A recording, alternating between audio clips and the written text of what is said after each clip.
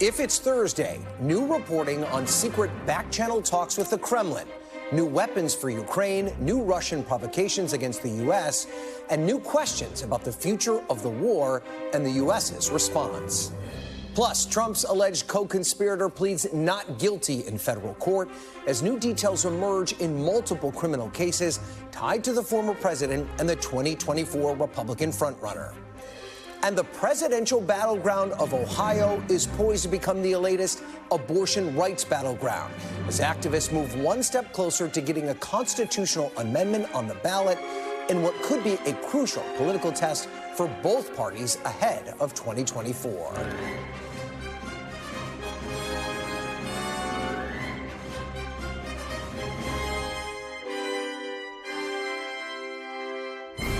Hello and welcome to Meet the Press Now. I'm Ryan Nobles in for Chuck Todd. And we begin today with some dramatic developments tied to the war in Ukraine and the U.S.'s involvement in the conflict as President Biden prepares to meet with NATO leaders in Europe in just a few days. NBC has exclusive reporting that a group of former senior U.S. national security officials have had secret talks with Russian officials, including Putin's top diplomat. According to a half a dozen people briefed on the discussions, the group huddled in April in an attempt to begin to lay the groundwork for negotiations to end the war. A spokesman for the White House National Security Council declined to comment, and Russia's embassy in Washington did not respond to a request for comment. Now, while Ukrainian officials would not comment on the specifics of the report, a Ukrainian official said that their position is unchanged, that the fate of Ukraine cannot be decided without Ukraine. Now, that development comes as Russia continues to face the fallout from last month's rebellion by Russian mercenaries in the Wagner Group, which led to the exile of the group's leader, Yevgeny Prigozhin.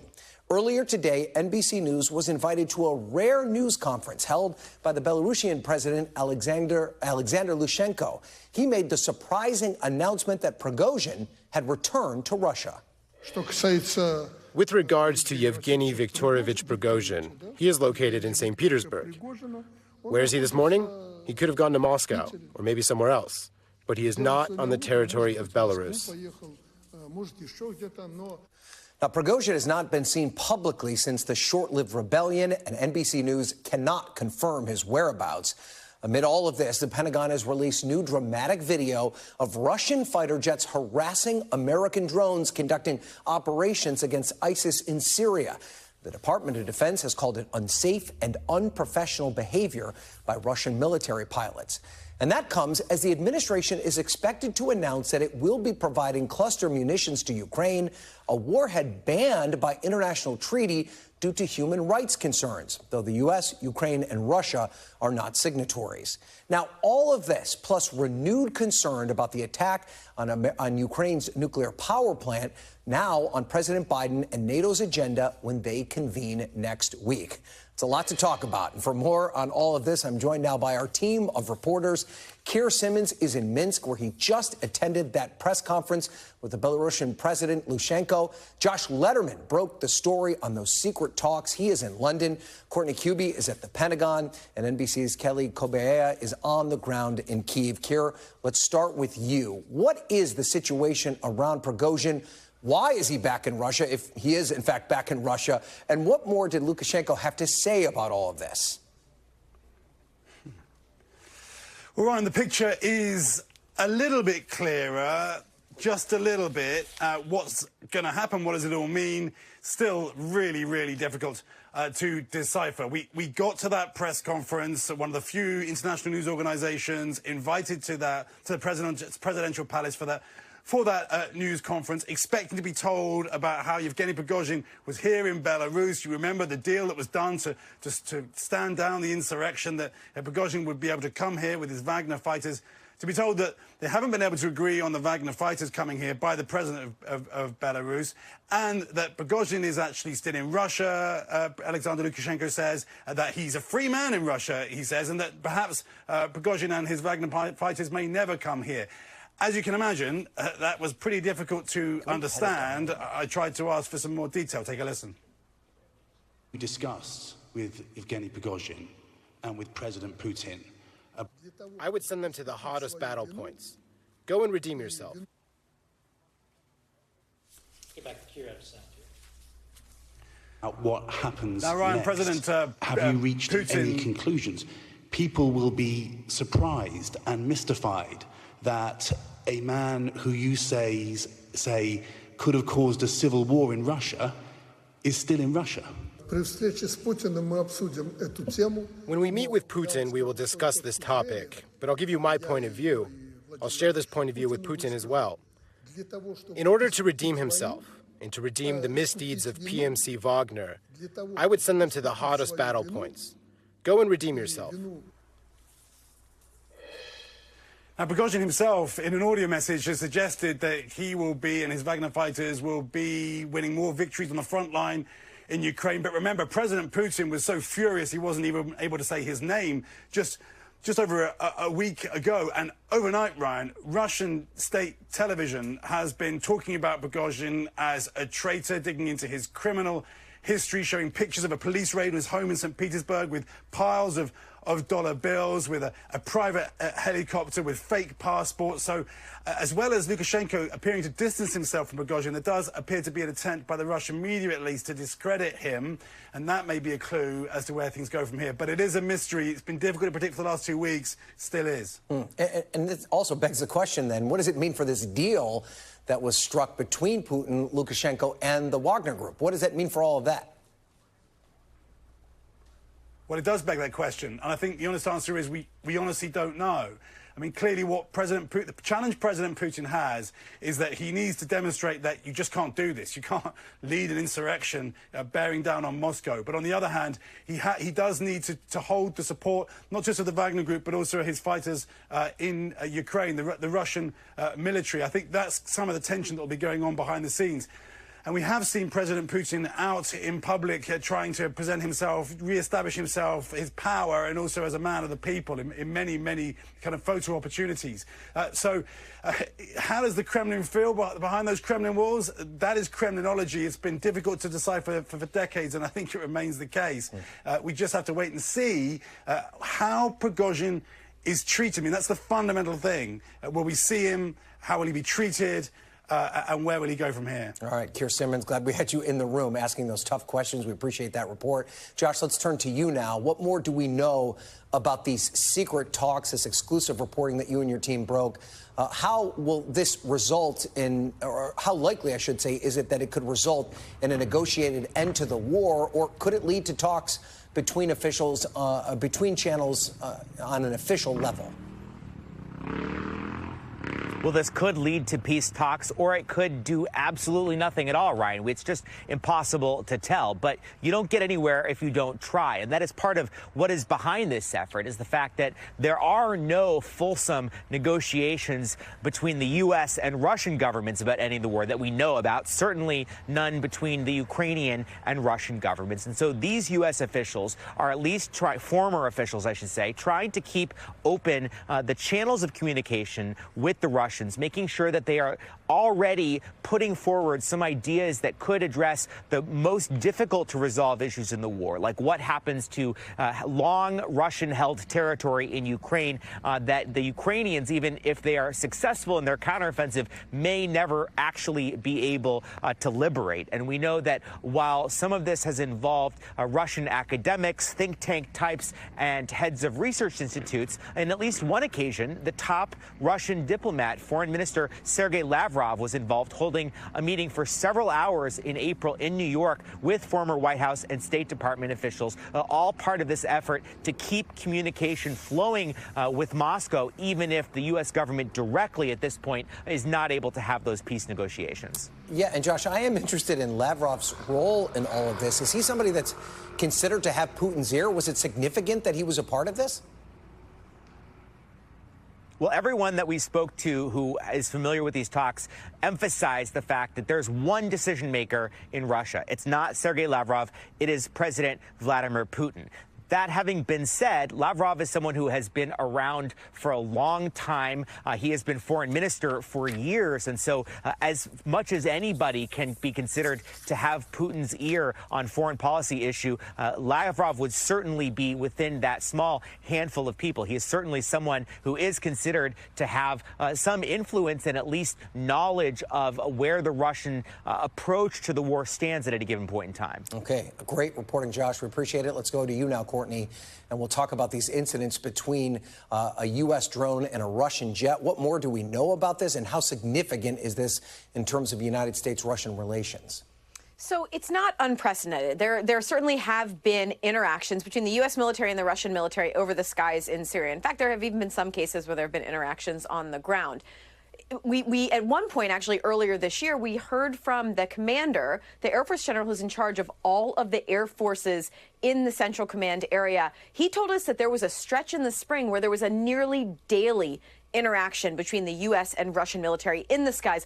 Often cases, the Russian military was in one way or another harassing the U.S. military, who claimed that they were flying in areas where they were allowed to be operating without conflicting with the Russian military. Now, that being said, the reason that yesterday's incident was more notable than some of these past ones was just how potentially dangerous it was. So these Russian fighter jets dropped at one point parachute flares. Now, as they dropped them, the U.S. military Reaper drones, the MQ-9s, had to take evasive measures in some cases. You can see it in the video here, so that they could avoid those flares actually striking the aircraft. There was also one case where at least one of the Russian fighter jets released its afterburner right in the nose of one of the U.S. military drones, obscuring its ability to see and potentially, again, causing some sort of a collision or maybe even a crash. So that's why this really got the attention of U.S. military officials last night. We got a statement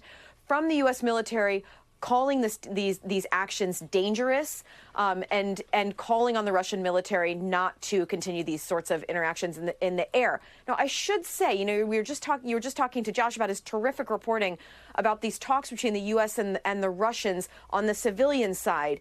The skies of Syria is one place where there actually has been a pretty consistent communication between the U.S. and the Russians. It's particularly called the deconfliction line. And the U.S. military has a colonel on one end, the Russian military has a colonel on the other. And whenever there's the potential that they might be interacting in close quarters in the skies or even on the ground, they pick up the phone and they generally answer it. So that's been one place where the communication has not fallen through, as we've seen in other areas. The fact that these sorts of incidents are still happening, though, with that deconfliction line is one of the reasons U.S. military officials are really concerned about this, Ryan. Okay, Courtney, thank you for the update on that. Let's go to you now, Kelly. You are on the ground in Ukraine, obviously. There were strikes today in Lviv. What is the situation like there today? Yeah, well, the search is continuing tonight. We just had an update within the past hour or so from military and local officials there, and they said that a sixth person has died. They found a sixth person in the rubble of that destroyed apartment building. From what we understand, and according to the Ukrainian military, about 10 ballistic missiles were fired from the Russian positions in the Black Sea in the very early morning hours, about 1 o'clock in the morning. The Ukrainians managed to intercept 7 of them, but 3 hit. One of them, as you can see, hit an apartment building, a 4-story apartment building right in the city center. People were sleeping. A handful of people made it to a shelter, about 5 people, according to local officials there. And this is unusual because Lviv is 300 miles from the front line. It's a place where people go to escape missile strikes, sounds of war, scenes like this. And it simply hasn't been hit in quite a long time. It's a pretty devastating hit for Lviv. President Zelensky is saying that there will be a very strong response response to this. You're hearing the type of language that we typically hear from the Ukrainians when a civilian site is hit, which happens quite often, in that they are calling it yet another war crime. The Russian Ministry of Defense hasn't said anything specifically about this attack. They did say that they struck military targets within the past day or so, but didn't name a city and didn't provide any sort of photographic or satellite proof. Ryan. So elsewhere, Kelly, there are concerns still about a very key power plant. What are each side saying about the situation there, and is there any sign of de-escalation?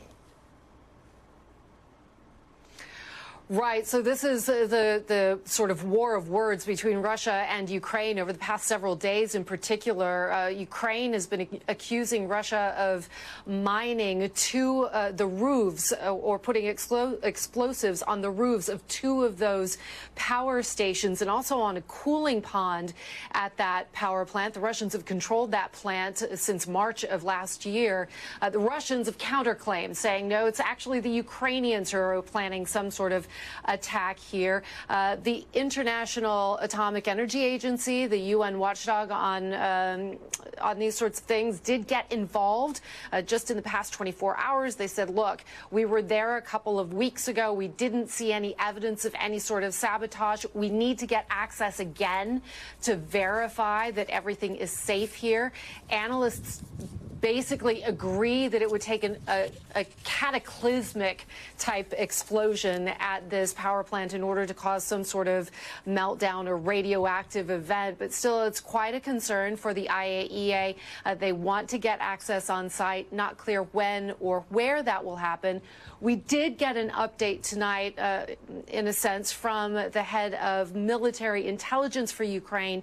He told Reuters in a long interview that actually the threat has subsided a bit.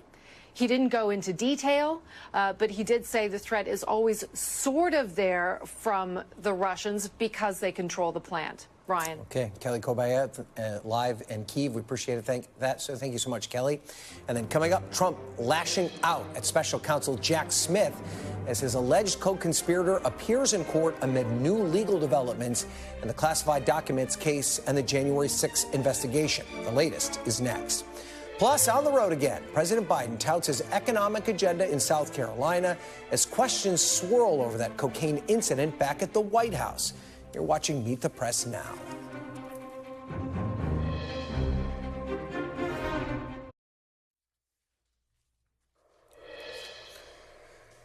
Welcome back. We turn now to several new developments in the many legal problems facing the Republican presidential frontrunner Donald Trump.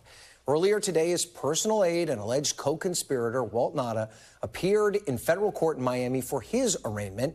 Nauta pleaded not guilty to all 6 charges against him, which ranged from conspiracy to obstructing justice to withholding and concealing documents and lying to investigators. Meanwhile, we have new developments in the special counsel's other criminal investigation tied to Mr. Trump around his efforts to overturn the 2020 election.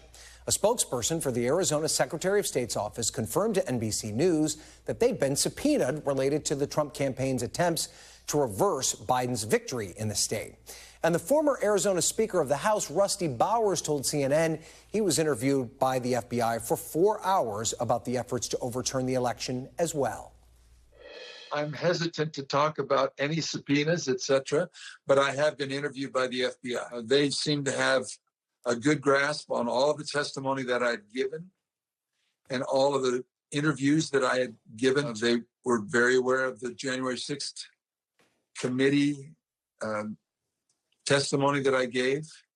There may have been something that I said that was of interest, but I don't remember anything standing out that had not been mentioned before. Trump lashed out at special counsel Jack Smith yesterday on his social media platform, saying that Smith looks like, quote, a crackhead. Joining me now on set is NBC's Garrett Haake, who's been following this story for us. So let's first, Garrett, talk about Walt Nauta. He's been arraigned. This was 3 weeks after his alleged co-conspirator Donald Trump was arraigned.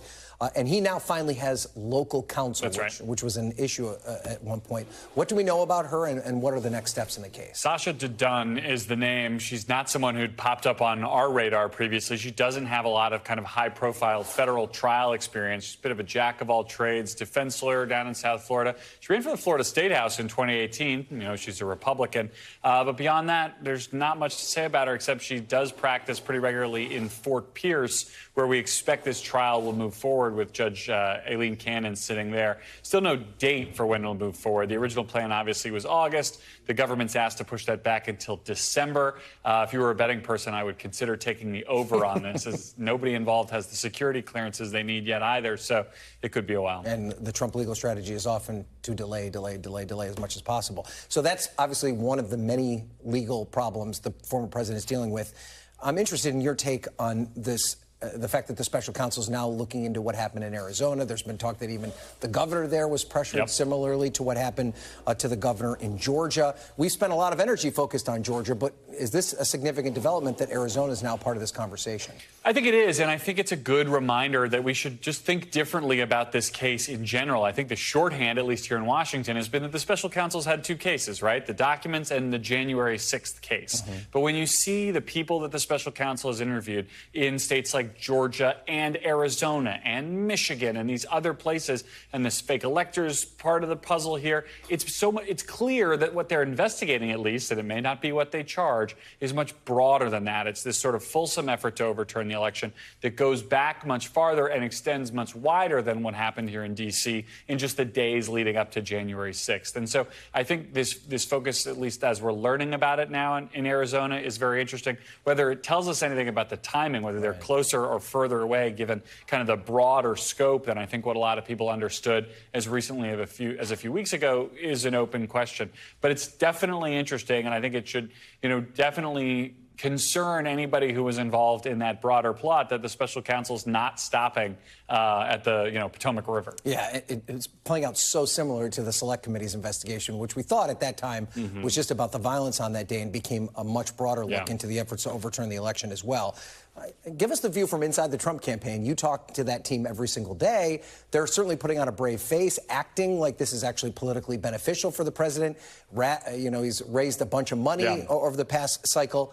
Is that the same feeling behind closed doors, or are they starting to feel like the walls are closing in? No, look, by and large, they're pretty happy with where they are right now. I don't think there's any question that the indictments so far have served Donald Trump's short-term aims, and that's how he's always operated. He is a creature of short-term kind of survive and advance success. Right now, they've been able to raise a ton of money, $35 million across the PAC and the campaign, which is going to lead all comers in the Republican field. And they've been able to effectively block out the sun politically. No other candidate's getting any coverage of any note right now other than Donald Trump, good or bad. That's the way he likes it. And if you're the front runner, the functional incumbent within the Republican Party, that's a position you want to be in. I will say that the feeling within Trump's orbit has always been that Georgia was the case that kind of made them more nervous. It's something that's much easier to understand, certainly, than the New York case. It's something that has much higher stakes than the classified documents case, potentially. And it's outside of his control in the sense that even if he were elected president again,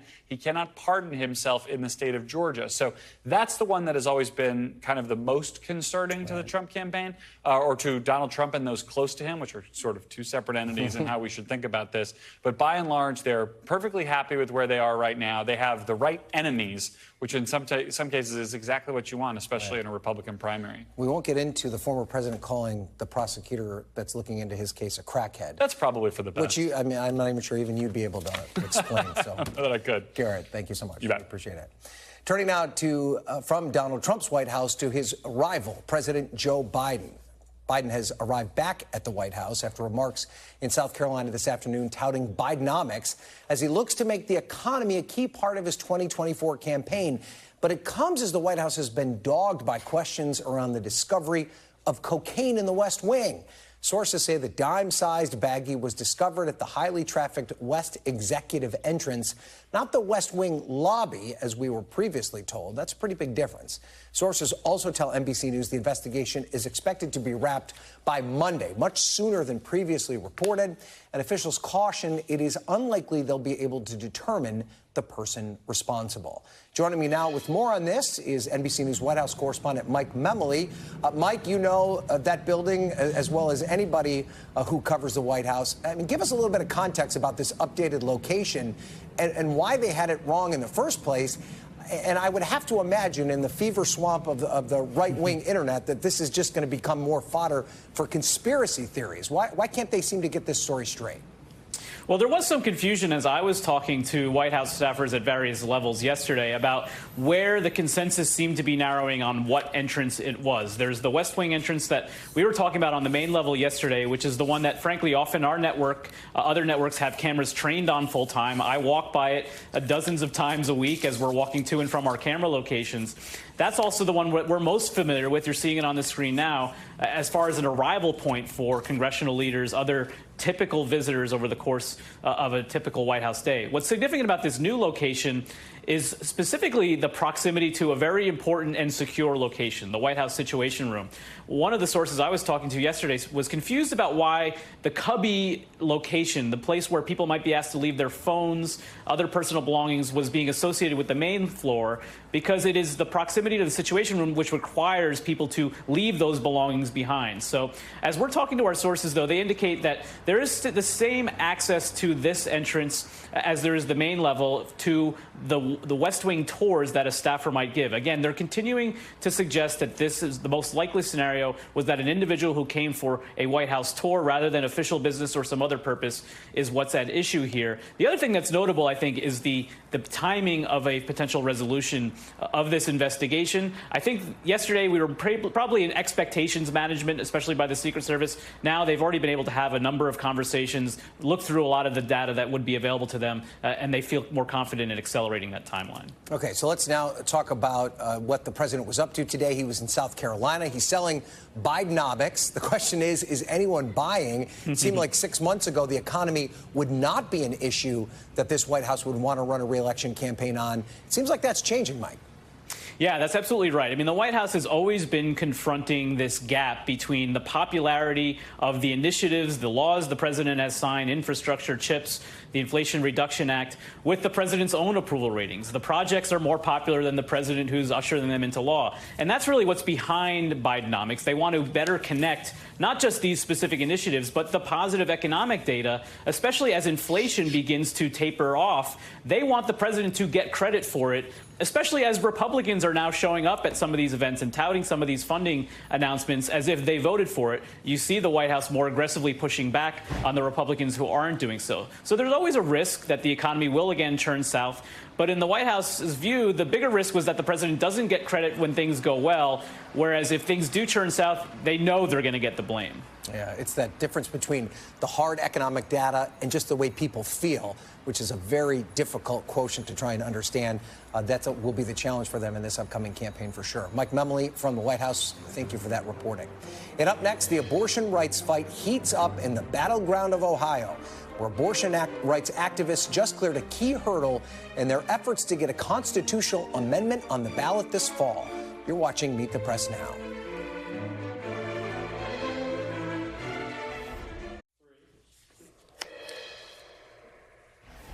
Welcome back. Abortion access. It was a key issue for voters in the last election, and Democrats are betting it will be just as important in the next one in 2024. But the issue could also get a key test among voters in a critical battleground state this year. Abortion access advocates in Ohio submitted more than 700,000 signatures yesterday in an effort to get a measure on the ballot in November that, if passed, would enshrine the right to an abortion into the state's constitution. The signatures collected are nearly twice the amount that the state requires of the groups pushing the measure. That would be insurance against duplicates and errors as officials review the signatures before it officially makes it on the ballot. I'm joined now by Jesse Balmer, the reporter for the USA Today's Ohio Bureau, who's covering the story closely. Jesse, I appreciate you being here. Now that they've done the hard work, they've gotten these 700,000 signatures, they've been filed. Have they succeeded in getting this on the ballot, or are there more steps that they need to cross? And when will we find out if this measure is actually going to be before the voters in November? Yeah, so right now it's a bit of a waiting game. They have until July 25th, where the local Board of Election officials are going to be checking these signatures, making sure people are registered to vote, making sure addresses are right and they can read the signatures. At that point, we should know whether this is on the ballot in November. And if that's the case, Ohio would be the only state in the nation looking at the abortion rights issue this year. And does the number of preliminary signatures suggest anything about what kind of support this ballot initiative may have with the voters? Yeah, I think proponents were pretty satisfied with the number. They were shooting for over 700,000 signatures. But usually there are a decent number of signatures that are tossed because of various errors. And so you always want to go for a little more than you think you should in Ohio. Yeah, so talk us through how this measure would change abortion access and just how the law would affect everyday people in Ohio. Yeah, so right now in Ohio, abortion is legal up through 21 weeks and 6 days. That's because of a court order that a local judge put in place. But there was a period of time, about 82 days, which Ohio had a ban on doctors performing abortions after fetal cardiac activity was detected. So that's about 6 weeks into pregnancy. So there was a period of time where abortion was greatly restricted in Ohio, and then it was kind of reinstated because of the court order. And proponents of this measure are saying they need protections in the state constitution to prevent this kind of volatility. And so would it mean that abortion access would revert back to pre-Roe, a pre-Roe situation, or would it revert back to the 20-week period? Where would the line fall? Yeah, so the language in the measure says viability, which would be determined by a doctor and would be, when the fetus could survive outside without, a lot of extra care. Okay. And so what have you heard from both supporters and opponents of this measure as they wait to see if this will be put to the voters in November? Yeah, supporters are optimistic. They feel like this is a good time to go. There was some discussion about waiting till 2024, which is when several other states, I know Florida is looking at 2024, but they felt like they needed to go sooner rather than later in Ohio. Opponents say that this measure is too extreme. It goes too far for voters in Ohio, which is a kind of Midwestern state, that Ohio is more conservative than its neighbors like Michigan, which passed the measure last year, and that this is just not in line with the values of the state. And I'm interested in the kind of broader impacts that could have on 2024. We've seen similar measures like this in more conservative states where abortion rights supporters have had more success. What's your general sense of the kind of impact the results of this vote could have moving into 2024, where Ohio, as it always is going to be such an important presidential battleground? Yeah, I think if the measure passes, there's also a possibility that a marijuana legalization measure will be on the ballot this year as well. If Democrats see those measures passing, that kind of sets them up for 2024. It's also possible that we'll have a measure about a $15 minimum wage, which is really in line with Democratic Senator Sherrod Brown, who will be up for re-election in 2024. So I think he sees that as an issue that could be beneficial to have on the ballot as well. Ohio, always at the center of the national conversation, this issue, even in an off-year election, we're talking about Ohio, which we'll see as this ballot measure makes its way through the process. Jesse Balmer, thank you for your great reporting. We appreciate you being on. And then after the break, Republicans lose if Trump wins. That's a message a powerful conservative political network is sending to early state GOP voters in a new multi-million-dollar push to take on Trump. What it means for the race for the White House. The panel is next. You're watching Meet the Press Now.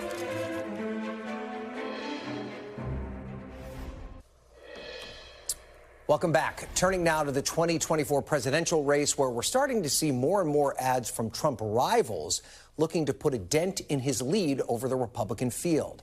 Fresh off of raising $70 million for political races this cycle, the Koch political network's Americans for Prosperity Action is out with two ads hitting Trump on electability, arguing that if he's the nominee, Republicans across the board will lose. Take a listen.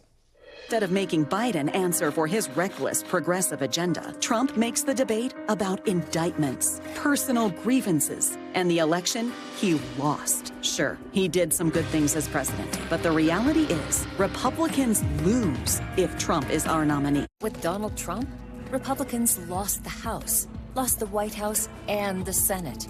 And we've lost our chance to capitalize on Biden's devastating record. If Donald Trump is the GOP nominee, we could lose everything.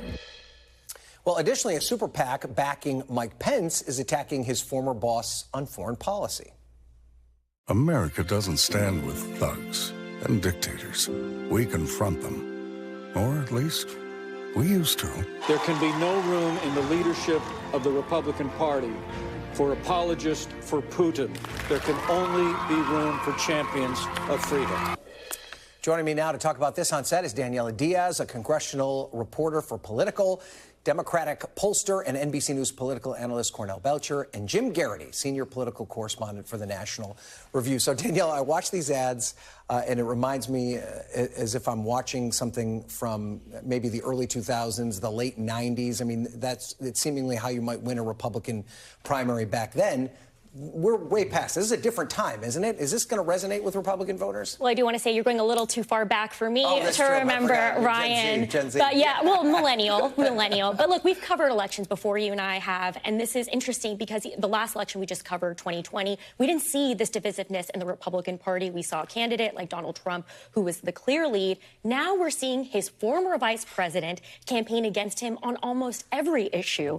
And he says, of course, January 6th was the pivotal moment for him. He still defends his decision to not overturn the election, which is what Donald Trump wanted. But we're also seeing this Koch group pumping millions of dollars into this race. A surprise because they're also saying they're going to support a candidate in this primary, something they haven't done before. And so that money is going to be consequential as we watch this primary play out. And it's going to be incredibly, as I said earlier, very, very divisive. These ads, of course, a major, major key to try to win over voters in this post-pandemic. Yeah, Jim, and I'm interested in your thoughts about this Pence strategy, because he was such a defender of the Trump policies when he was his vice president, didn't really make the break until well after January 6th. Now he's attacking some of these policies that he was a part of. Is it strange to see him go in that direction? Well, you know, a mob trying to kill you can really change your perspective on things. Took a while, though. Yeah, I don't disagree with the message of any of these ads. I do think the timing is odd. I don't mean which decade. I mean, it's midsummer.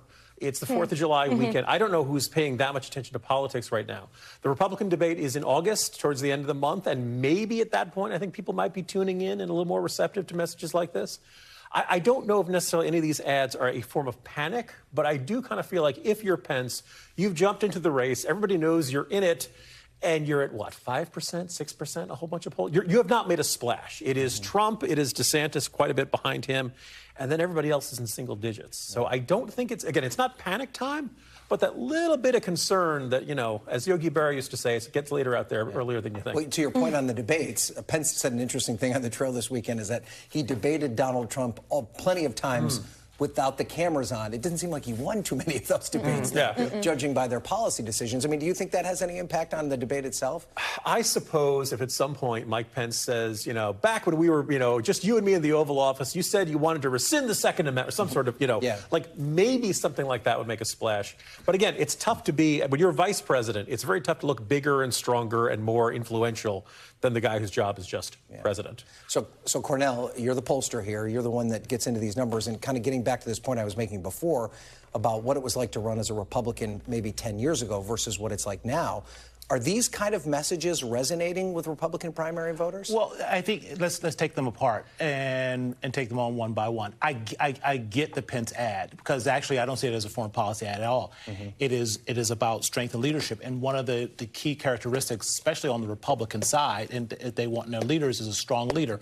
And that Donald Trump has shown in spades that he's sort of the tough guy. He's their tribal warrior. So the Pence ad, to me, is really, and I think you're going to see this continue to unfold, they're really going to come after him on leadership and try to make him out not to be, in fact, a very strong leader. I think it's a long shot, but it's probably one of the best, probably one of the best he's got. On the super PAC side, I think is very interesting because we typically say in campaigns, if you're arguing process, you're losing. Right. And this is very much a process argument that is sort of appealing to the rationale of primary voters. You know, as someone who's worked in primaries a lot, you know, trying to appeal to the rationale as opposed to the emotional part of a primary voter is tough, and it's also problematic from this standpoint. Is this ideal that Donald Trump doesn't beat Joe Biden. You've seen our NBC numbers. We've all seen our NBC numbers. Most Republicans think that Donald Trump actually did beat Joe Biden. Right. So they don't believe that argument. So right. I think it's a tough argument for them to carry. Yeah, and then just from a pollster's perspective, too, at what point are we going to get too far for someone to get out of this hole that they've dug as it relates to the margin between Donald Trump and the rest of the field? We might be too far. We might be already there. We might already be there. Because if you look at his margin right now, he's actually at a larger margin now than he was in 2016 when he won. And look at his record haul that he just took in. Right, you're looking at the money that the super PACs brought in, but Donald Trump has raised a record amount of money after being indicted. Right. So his money's grown and his support in the primary electorate has grown after being indicted. Yeah. So Daniel, let's get back to this point that you made about January 6th and the impact it's going to have on the race. This is what a voter confronting Mike Pence over his actions on January 6th. This happened in Iowa. Take a listen. If it wasn't for your vote, we would not have Joe Biden in the White House. That was a constitutional right that you had to send those votes back to the states. States conduct our elections. You never want to let Washington, D.C. run elections. The Constitution affords no authority for the Vice President or anyone else to reject votes or return votes to the states. Never been done before, should never be done in the future. I'm sorry, ma'am, but that's actually what the Constitution says. President Trump was wrong about my authority that day, and he's still wrong. Caught in the background there as a congressional reporter, I can't ignore Randy Finstra. Seemed to be gulping as he's listening to that exchange. But to Cornell's point, that when we're talking about this, it's almost like we're dealing with a different set of facts when it comes to Republican primary voters, and it was displayed there, right? Yeah, and I was there on January 6th, Ryan, so this is all still very fresh in my mind as I witness, a Republican base who Pence is trying to win over, still bring up what happened that day and say that the election should have been overturned and Joe Biden shouldn't have been president. Yeah. And I think, Pence that was a very, as we all remember, a moment for Pence where he defended his decision and also broke from Trump, whether it took a while, of course. And then this was, of course, toward the end of the 4 years that they were both in office. But he still has to defend his decision to not do that. And he's going to have to continue to defend to voters who believe, as Cornell said, that the election shouldn't have been won by Joe Biden. Right. This is not the end of that. And, Jim, I don't know if we're ever going to stop being surprised by Donald Trump, but he found a way to surprise us yet again when he said on his Truth Social app over the weekend that the special counsel investigating him, Jack Smith, looks like a crackhead. And then he accused Joe Biden of having cocaine. The weird path that he took from the cocaine discovered at the White House to get to the point that the special prosecutor is a crackhead is still kind of a head scratcher. But there's no penalty for him with Republican primary voters, it seems, when it comes to making outlandish claims like this. No, and he suffers a penalty amongst general election voters. I will say that when you look at Joe Biden and the way he is at 80 years old, the voice that kind of wanders, the shuffling of his feet and all that stuff. My first thought is cocaine. He looks like he's really hopped up on stuff. Yes, good call there, Donald. You really nailed that one. I'm just watching that clip of Mike Pence earlier. Look, he's going to get this kind of question from now until whenever his campaign ends. I do think, if nothing else, he has perfected the facial expression of, "You poor, poor woman, I hope you get the mental health and the help that you need," because that's all he can do. He basically says, "You're wrong" at the end. But that woman has the same number of votes in the primary process as he does. Yes, right. So, speaking of head-scratching things, I want to play for you this video of Donald Trump supporting LGBTQ rights that the Ron DeSantis team posted over the weekend. Take a listen to this. I think, identifying Donald Trump as really being a pioneer in injecting gender ideology into the mainstream where he was having men compete against women in his beauty pageants. I think that's totally fair game because he's now campaigning saying the opposite. We believe in protecting the rights of our girls and the rights of women athletes to be able to participate with fairness and with integrity. This, of course, DeSantis responding to this video that they posted. But Cornell, this for you, again, gets back to kind of the psyche of the Republican primary voter. A lot of us probably watched that video and were like, could not believe that a candidate for president posted something like this.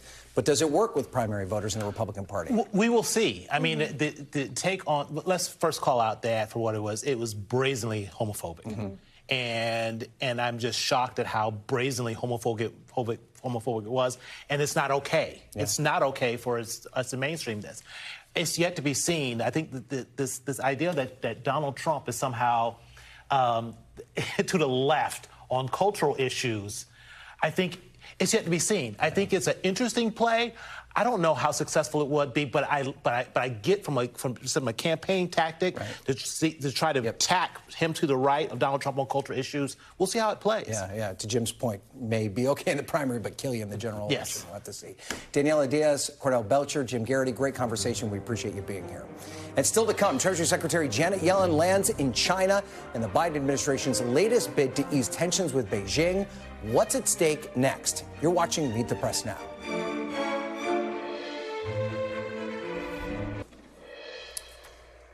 And welcome back. For the second time in as many months, a top Biden administration official is in China in an effort to improve relations between the two countries.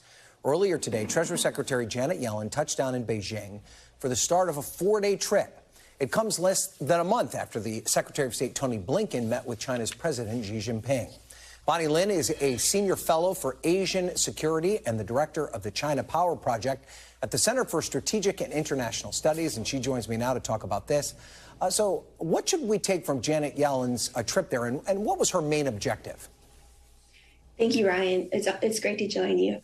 So when you talk about Secretary Yellen's trip to China, I think there are three main objectives in line with what we've been seeing from high-level visits from the Biden administration, including Secretary Blinken's trip.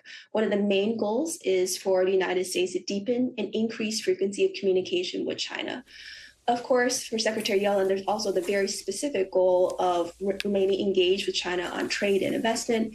And of course, part of her trip is also to communicate to the Chinese that the United States does not seek containment with China or decoupling with China. And she kind of talked about her goals on a tweet that she posted as she arrived there today. And it said, quote, "We seek a healthy economic competition that benefits American workers and firms, and to collaborate on global challenges. We will take action to protect our national security when needed. And this trip presents an opportunity to communicate and avoid miscommunication or misunderstanding." Bonnie, is that easier said than done? Definitely easier said than done. And I would also note that she said most of those points earlier this year during an April speech. And I would point out that during the April speech, the two goals that she highlighted of a healthy economic relationship with China and dealing with urgent global issues were the number 2 and number 3. The top issue that she highlighted was that the United States will secure our national security interests first, and even at economic cost. So she obviously didn't emphasize that when going to China, but we do have to understand that her goal to help stabilize the economic relationship with China is nested under the overall goal, the top goal that the United States still needs to secure our national interests, as well as those of our allies and partners. It may be a bit of a surprise for some of us to see the Treasury Secretary as a primary diplomatic official dealing with relations with another country. But is this not uncommon? You know, what role does a Treasury Secretary play in negotiations like these? Well, I would say that all of our secretaries have played a key role in diplomacy, and particularly for China, a country that's very focused on what it sees as a weakening economic development. China is very keen on making progress on the economic front, to at least make sure from the Chinese perspective that the United States is not, for example, going to implement new restrictions on technology trade with China, that when we look forward, that the United States is not trying to decouple with China. So from China's perspective, it's very important that Secretary Yellen is there. Well, let's talk a little bit more about that, because China did announce this new round of restrictions on materials that the U.S. uses to make semiconductors. This, of course, after the Congress passed this multi-billion-dollar plan to try and invest in this kind of production in the United States. Is this just posturing on China's part, or is this something that could be a little bit more serious? So China's restrictions, particularly on two rare earth materials, gallium and germanium, which was announced just hours before Secretary Yellen's trip, I think they are significant, but I would also note that China has a pretty strong hold on a range of rare earth metals, not just these two. And these two were chosen to specifically target what China views as problematic U.S. and Western restrictions on critical components for its semiconductor industry. So I would view what's happening right now as China giving a warning shot. China hasn't fully escalated, but it's still relatively significant in terms of China taking action. And just quickly to end here, we're seeing what's playing out in Ukraine.